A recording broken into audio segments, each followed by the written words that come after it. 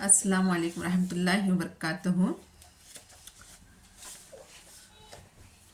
قرآن مجید کے 8ویں پارے میں سورہ اعراف کے دوسرے رکوع میں آیت نمبر 19، 20، 21 میں اللہ تعالیٰ ارشاد فرماتا ہے: اے آدم، تو اور تیری بیوی جنت میں رہو، سہو اور جہاں سے چاہو کھاؤ پیو، مگر اس درخت کے قریب بھی نہ جانا ورنہ ظالموں میں ہو جاؤ گے۔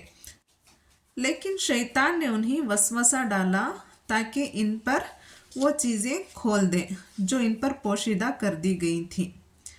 کہنے لگا کہ تمہارے پروردگار نے جو اس درخت سے تمہیں روک دیا ہے وہ صرف اس لیے کہ کہیں ایسا نہ ہو کہ تم فرشتے بن جاؤ یا ہمیشہ رہنے والے بن جاؤ۔ ان کے سامنے قسمیں کھا کھا کر انہیں یقین دلانے لگا کہ میں تو تمہارا ہمدرد اور خیر خواہ ہوں۔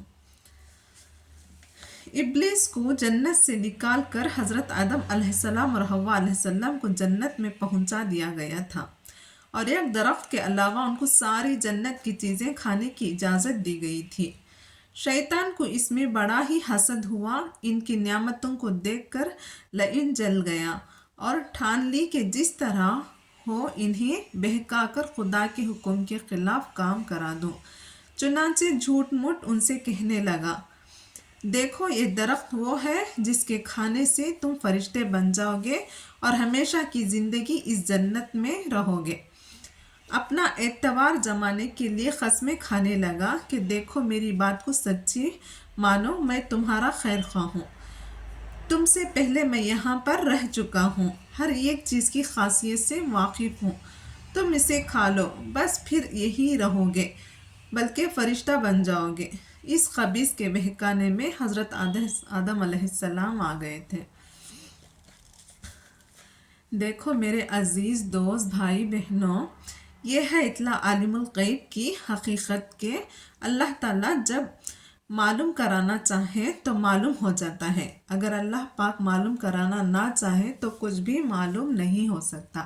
اگر حضرت آدم علیہ السلام کو معلوم ہوتا کہ یہ شیطان مجھے بہکا رہا ہے تو کیا وہ اس درخت سے کھاتے؟ ہرگز نہ کھاتے، مگر ان کو علم غیب نہ تھا۔ اللہ تعالیٰ کے سوا کسی کو غیب کا علم نہیں ہے، عالم الغیب صرف اللہ تعالیٰ ہے۔ ہمیں صرف اور صرف اللہ پر یقین رکھنا ہے، دعائیں کرنی ہیں، اپنے حاجتوں کی دعائیں کرنی ہے اور اللہ پر یقین رکھنا ہے، یہی ہمارا اصل زندگی ہے۔ اللہ تعالیٰ ہم سب کو نبی پاک صلی اللہ علیہ وسلم کے دکھائے ہوئے راستوں پر عمل کرنے کی توفیق عطا فرمائے، آمین، جزاک اللہ۔